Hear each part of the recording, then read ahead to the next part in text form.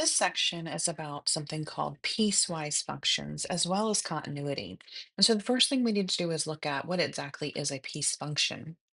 A piece function is defined by two or more function rules for various intervals of its domain. Just an easy way of saying they took pieces of different functions and put them all together into one function. So we're going to talk about a couple of functions and then we're going to look at some piecewise. Just as a reminder, an absolute value function means that if x is greater than 0, you use that number, and if x is less than 0, you use the opposite. So all of these negative x's, you're going to have a positive y. All of these positive x's, you're going to have a positive y, which forms this V shape for this particular graph. So let's talk about the term continuous, a function that has no gaps, no jumps, no holes. It is a continuous function. So when you have a continuous function, you can graph that function without lifting your pencil off of that paper. So let's look at an example of a piecewise function, and we're going to see whether or not it is continuous. So the first piece of this function is right here. It says, I want you to graph an x squared function as long as x is less than or equal to -1. So the first thing I typically do is I go find that less than or equal to -1. So I'm going to find that -1 on my graph, and I am going to highlight it just as a reminder that I am graphing from this point below. And then I'm going to think about what is an x squared graph? Well, if you remember, x squared is a parabola, and x squared with no plus or minus or anything is just a parabola right on the 0, 0 origin. And so if I were to graph this, I'm going to just dash this and graph just a regular old parabola right here. And so that's what that parabola would look like if that's what I was graphing. But remember, they specifically told me that I only want to do this for less than -1. So I need to start at -1 and only go on the less than side. Well, the other thing I have to determine is, does it include -1? And yes, it does. So just like our old school graphing on a number line, if it includes that -1, we are going to put a solid dot there, and then we are going to actually graph it. This is where my graph is, right here. Now, it does not include anything greater than -1, so I do not need this side of the graph.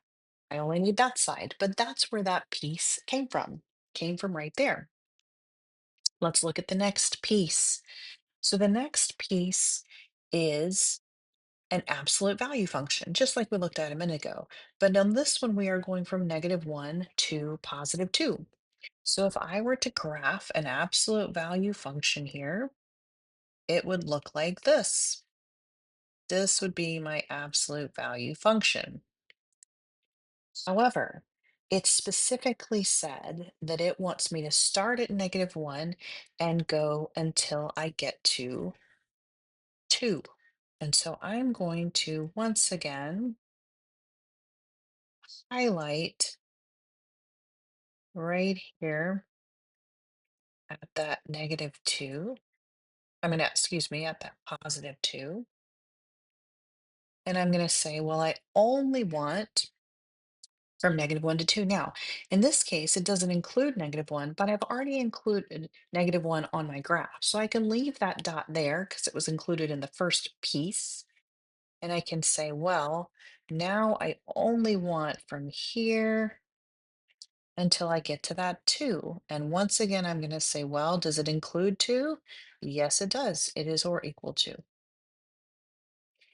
And I do not need the rest of this graph right here, so I can get rid of that.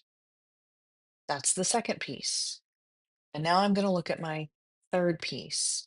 My third piece says -x plus 5, anything bigger than 2.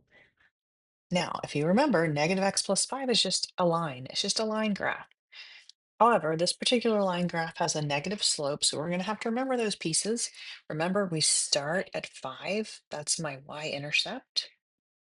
And I go down by 1. So I'm going to go down 1 over 1, down 1 over 1.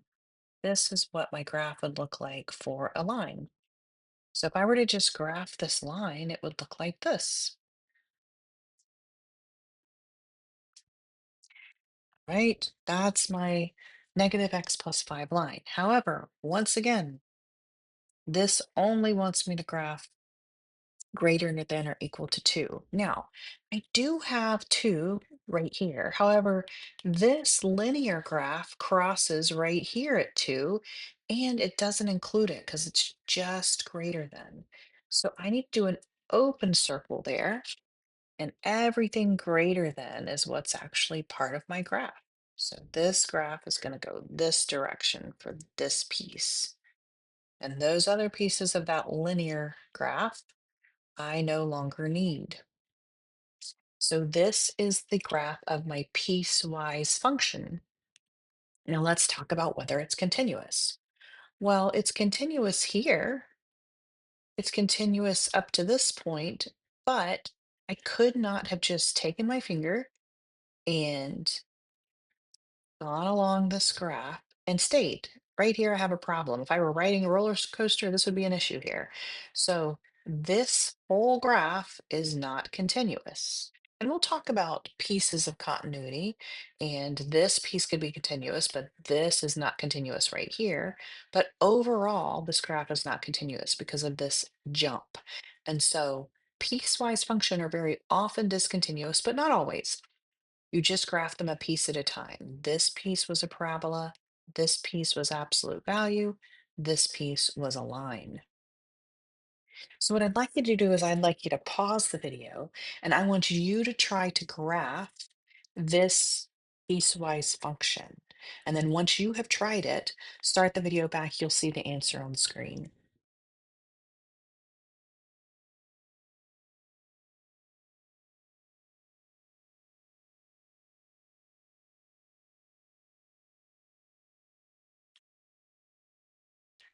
You'll want to check your answer against this graph.